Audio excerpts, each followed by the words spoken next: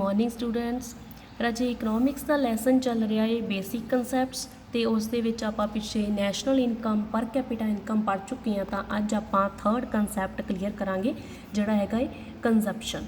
Consumption नूं economics दे विच कहंदे आ उपभोग तो सिंपल लैंगुएज दे विच आपां इहनूं यूज़ कह सकते किसी चीज़ नूं यूज़ करना। ठीक है, तो इस वर्ड नूं भी दो सेंस दे विच यूज़ किया जाता है। टू सेंस दे विच किहड़े आ प्रोसैस ते expenditure.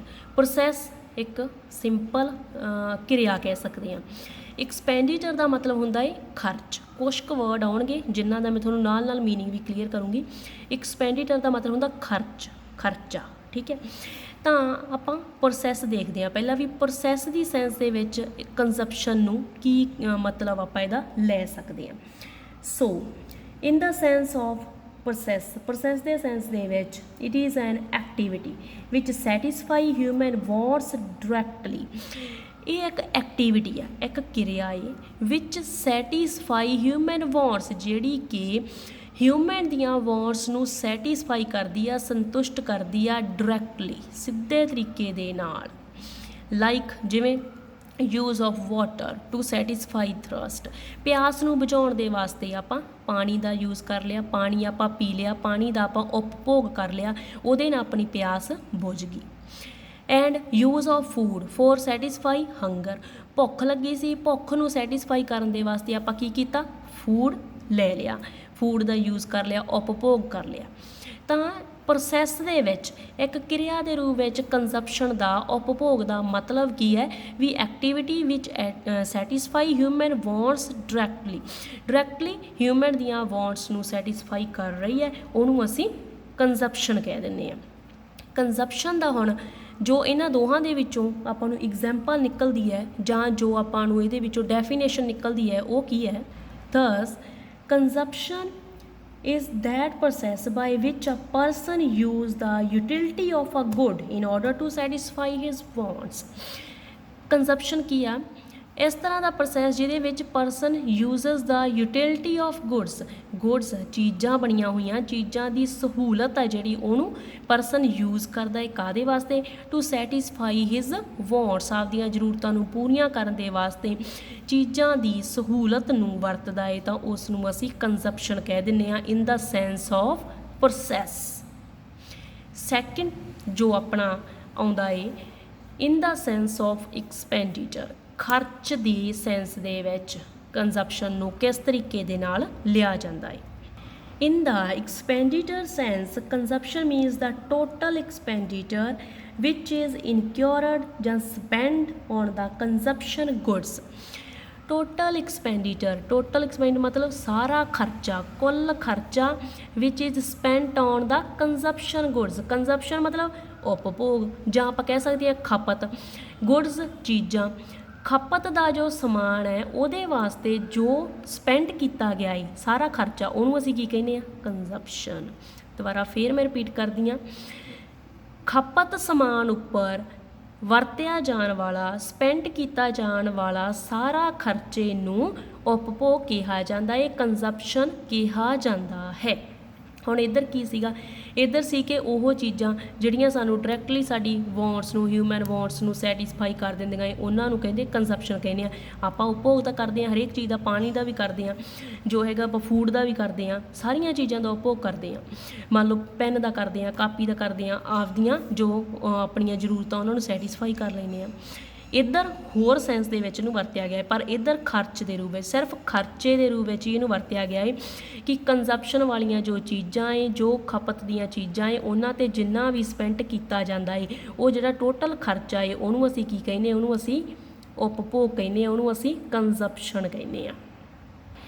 So many people spend on the purchase of goods and service for satisfaction of their wants is called consumption. हुण की है कहते बहुत सारे लोग ਬਹੁਤ ਸਾਰੇ ਕਿਉਂ ਸਾਰੇ ਹੀ ਲੋਕ ਜਿਹੜੇ ਹੈਗੇ ਆ ਪਰਚੇਜ਼ ਕਰਦੇ ਆ, ਚੀਜ਼ਾਂ ਪਰਚੇਜ਼ ਕਰਦੇ ਆ, ਗੁੱਡਸ ਐਂਡ ਸਰਵਿਸ। ਗੁੱਡਸ ਤੇ ਸਰਵਿਸ ਮੈਂ ਤੁਹਾਨੂੰ ਉਸ ਦਿਨ ਕਲੀਅਰ ਕਰ ਦਿੱਤਾ ਸੀ। ਗੁੱਡਸ ਮਤਲਬ ਕੋਈ ਚੀਜ਼ਾਂ ਹੋ ਗਈਆਂ, ਸਰਵਿਸ ਮਤਲਬ ਇਹ ਕਿਸੇ ਨੂੰ ਸੇਵਾਵਾਂ ਪ੍ਰਦਾਨ ਕਰਨੀਆਂ, ਟੀਚਰ ਦੀ ਹੋ ਗਈ, ਡਾਕਟਰ ਦੀ ਹੋ ਗਈ, ਬੈਂਕ ਦੀ ਹੋ ਗਈ, ਠੀਕ ਹੈ, ਕਿਸੇ ਤਰ੍ਹਾਂ ਦੀ ਵੀ ਸੇਵਾ ਹੈ ਜਿਹੜੀ ਪ੍ਰਦਾਨ ਕਰਨੀ ਤਾਂ ਉਹ ਆਪਾਂ ਪਰਚੇਜ਼ ਕਰਦੇ ਹਾਂ। ਸੇਵਾ ਵੀ ਤਾਂ ਆਪਾਂ ਪਰਚੇਜ਼ ਕਰਦੇ ਹਾਂ ਪੈਸਾ ਦੇ ਕੇ। ਆਪਾਂ ਜੇ ਸਕੂਲ ਦੇ ਵਿੱਚ ਐਡਮਿਸ਼ਨ ਲੈਂਦੇ ਹਾਂ, ਸਕੂਲ ਦੇ ਵਿੱਚ ਆਪਾਂ ਟੀਚਰ ਦੀ ਸੇਵਾਵਾਂ ਨੂੰ ਪ੍ਰਾਪਤ ਕਰਨਾ ਹੈ, ਟੀਚਰ ਆਪਾਂ ਨੂੰ ਸੇਵਾ ਪ੍ਰਦਾਨ ਕਰੂਗਾ ਤਾਂ ਉਹਦੀ ਵੀ ਆਪਾਂ ਫੀ ਦਿੰਦੇ ਹਾਂ। ਜੇ ਆਪਾਂ ਡਾਕਟਰ ਦੀ ਸੇਵਾ ਪ੍ਰਾਪਤ ਕਰਨਾ ਚਾਹੁੰਦੇ ਹਾਂ, ਉਹ ਆਪਣਾ ਟਰੀਟਮੈਂਟ ਕਰੂਗਾ, ਆਪਦੀ ਸੇਵਾ ਉਹ ਆਪਾਂ ਨੂੰ ਪ੍ਰਦਾਨ ਕਰੂਗਾ ਤਾਂ ਉਹਦੇ ਲਈ ਵੀ ਆਪਾਂ ਸਪੈਂਡ ਕਰਦੇ ਹਾਂ, ਆਪਾਂ ਦਿੰਦੇ ਹਾਂ, ਉਹਨਾਂ ਨੂੰ ਪੈਸਾ ਦਿੰਦੇ ਹਾਂ। ਤਾਂ ਸਾਰੇ ਲੋਕ ਕੀ ਕਰਦੇ ਆ, ਸਪੈਂਡ ਕਰਦੇ ਆ money to purchase goods and service ਤੇ ਗੁੱਡਸ ਨੂੰ ਪਰਚੇਜ਼ ਕਰਨ ਵਾਸਤੇ, ਖਰੀਦਣ ਦੇ ਵਾਸਤੇ ਜੋ ਪੈਸਾ ਸਪੈਂਡ ਕਰਦੇ ਆ for satisfaction of their wants, ਆਪਦੀਆਂ ਵਾਂਟਸ ਦੀ ਸੈਟਿਸਫੈਕਸ਼ਨ ਦੇ ਵਾਸਤੇ, ਜ਼ਰੂਰਤਾਂ ਦੀ ਪੂਰਤੀ ਦੇ ਵਾਸਤੇ। ਉਸ ਨੂੰ ਅਸੀਂ ਕੀ ਕਹਿ ਦਿੰਦੇ ਆ, ਕੰਜ਼ੰਪਸ਼ਨ ਕਹਿੰਦੇ ਆ, ਉਪਭੋਗ ਕਹਿ ਦਿੰਦੇ ਆ, ਜਾਂ ਇਹਨੂੰ ਅਸੀਂ ਉਪਭੋਗ ਕਹਿ ਦਿੰਦੇ, ਜਾਂ ਅਸੀਂ ਇਹਨੂੰ ਟੋਟਲ ਐਕਸਪੈਂਡੀਚਰ ਵੀ ਕਹਿ ਦਿੰਦੇ ਆ, ਠੀਕ ਹੈ।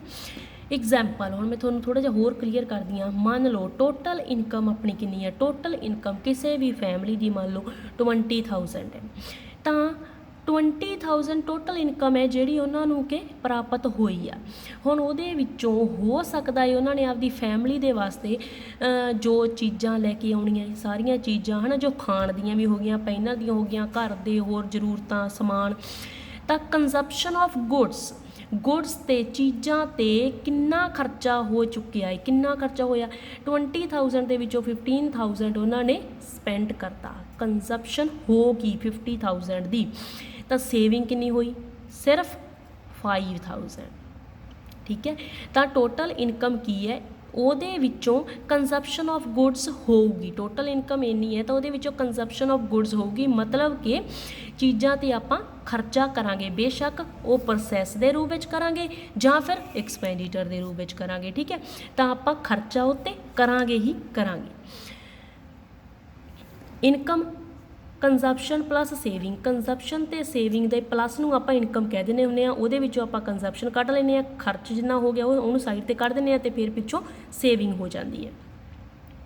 ਸੋ ਕੰਜ਼ੰਪਸ਼ਨ ਕੀ ਹੈ, ਇੱਕ ਵਾਰ ਫਿਰ ਇਹਦੀ ਡੈਫੀਨੇਸ਼ਨ ਪੜ੍ਹ ਲਈਏ ਹੁਣ। ਕੰਜ਼ੰਪਸ਼ਨ ਮੀਨਸ ਐਕਸਪੈਂਡੀਚਰ, ਉਪਭੋਗ ਦਾ ਮਤਲਬ ਖਰਚ, ਮੇਡ ਔਨ ਕੰਜ਼ੰਪਸ਼ਨ ਗੁੱਡਸ, ਕਿਹਦੇ 'ਤੇ ਕੀਤਾ ਜਾਂਦਾ ਹੈ, ਖਪਤ ਦੇ ਸਮਾਨ 'ਤੇ, ਡਿਊਰਿੰਗ 1 ਈਅਰ ਇਨ ਐਨ ਇਕੋਨਮੀ, ਕਿਸੇ ਵੀ ਇਕੋਨਮੀ ਦੇ ਵਿੱਚ 1 ਸਾਲ ਦੇ ਵਿੱਚ ਖਪਤ ਸਮਾਨ 'ਤੇ ਜਿੰਨਾ ਵੀ ਖਰਚਾ ਕੀਤਾ ਗਿਆ ਹੈ ਉਹਨੂੰ ਅਸੀਂ ਕੀ ਕਹਿੰਦੇ ਹਾਂ, ਕੰਜ਼ੰਪਸ਼ਨ, ਉਹਨੂੰ ਅਸੀਂ ਉਪਭੋਗ ਕਹਿੰਦੇ ਹਾਂ, ਉਹਨੂੰ ਅਸੀਂ ਖਪਤ ਕਹਿੰਦੇ ਹਾਂ।